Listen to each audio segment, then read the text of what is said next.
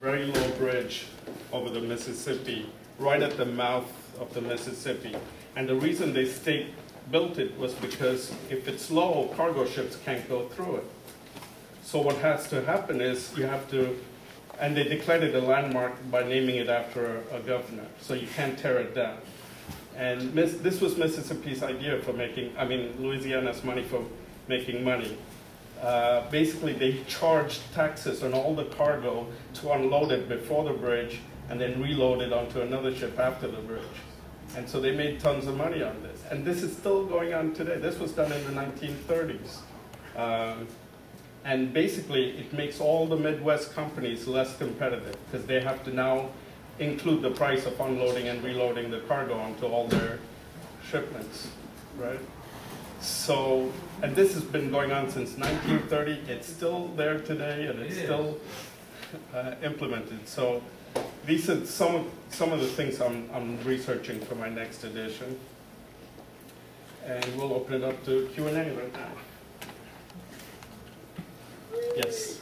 What do you think was the most awesome example that you found of just an egregious scam? Well, some of them actually made it to 60 Minutes and stuff, but they never went deep enough to find out the details. One of them was, for example, you've heard of the story about the programmer that he worked for a bank and he took a penny off every transaction, put it into a special account. Well, this guy got away with it, and he was actually in the Cayman Islands where he moved all this money. He was at a bar, he was just getting drunk and happy, and he just bragged about what he did to the guy sitting next to him at the bar. And the guy happened to be an FBI agent on vacation. So the guy's behind jail, but that wasn't the issue. When I dug deep, I found out it wasn't the programmer's fault, because if you look at what happened at the bank, there was a teller that had been there 20 years, and he somehow convinced HR to let him be the manager of the programming. He said, I know more about the bank than any new person you're going to hire. He had no background in computer programming, nothing. He just wanted that job, and he got it. And because of that, when he chose the software that looks at the programs, he chose a feature for reporting rather than a feature that would look at the coding, right? So as a result, he enabled these scams to occur because he picked the wrong features of the software to buy. Now the funny thing is, the bank never wanted this information out, so they swept it all under the rug.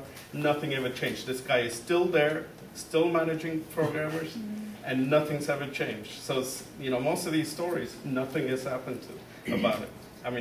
Hardly anybody knows about it because it happens in the mid-level and upper level. If they find out, they just sweep it under the rug.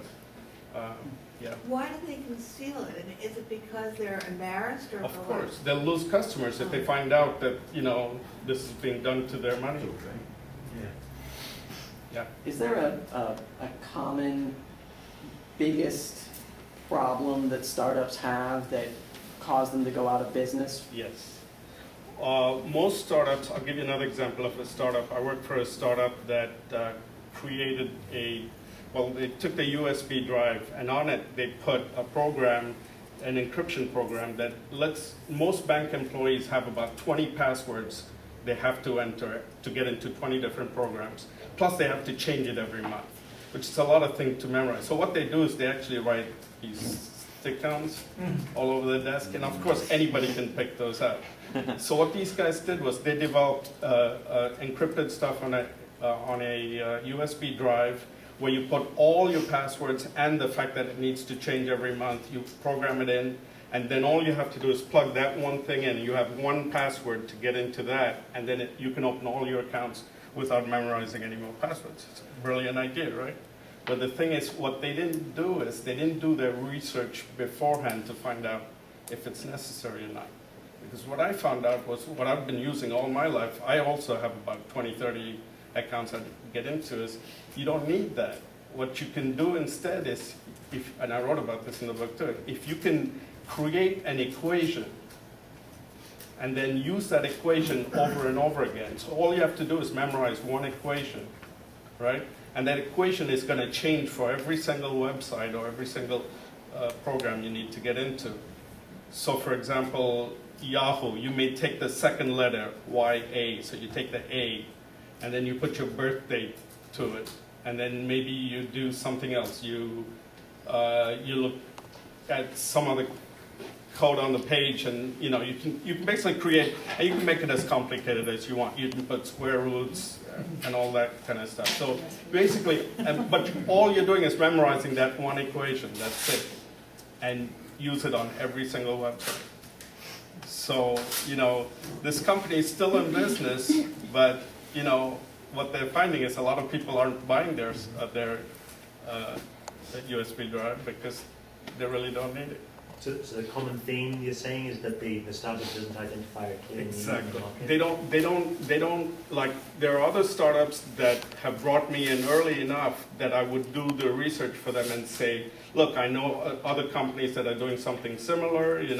Don't waste your time or something like that. But a lot of them don't do the research up front. They just try and work in their own silo. And yeah. Well, can I ask a question in that context? If we talk about apps for the iPhone and the tablet, there are now, 100,000 apps out there. What hasn't been covered? What is that research? You must come up with an idea, and then you probably have to spend a few days researching all the existing apps that already do what you want to do. Because I'm sure most of us don't have that unique of an idea. That's not covered by that 100,000 ideas already. Right. You're talking about an iPhone app that must change hourly. Yeah, it's pretty much so. So what you need, so for example, I keep in touch with all the major houses that either house some of the programmers or the what do you call it, the hardware people. So they're aware of what's going on too, and a little bit, like they'll say, what area are you working on and stuff. So I have these connections that basically, instead of, you can't look up patents because no one's going to patent some of these ideas until they finish. So because of that, I'm able to at least come up with some information for them. Yeah, I think what you're leaning towards, it's much more about partnerships than just the base idea. Like this USB key manufacturer, if they partnered with Symantec or with McAfee, a major security-related vendor, then they would have a market that they would not have otherwise, right? There's a lot of credibility that comes along with that kind of partnership. Okay, and last question that we need. Are you also saying that with creating new apps or coming up with new ideas for new apps, you're saying look into the future about the hardware improvements that are going to happen down the pipeline, maybe build around that? Like before we had the compass, or before we had all these tools that add to the phone, build it now, and then when it comes out, launch that way? Mm-hmm. Yeah, there's probably 100 different things you need to look at, which I just went through with real life examples in the book. So I said, here's what happens if you don't do this. Boom. So. All right. Unfortunately, we have to move on. We have several other speakers, and thank you very much, Otto.